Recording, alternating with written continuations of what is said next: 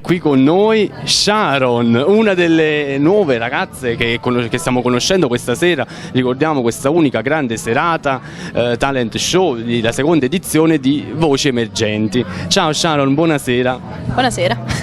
E presentati un po' prima di parlare poi del pezzo. Mi chiamo Sharon, ho 17 anni, frequento un liceo classico a curvatura teatrale e non lo so, canto da quando ero piccola e non lo so, è bello essere qui e poter condividere questa cosa con gli altri.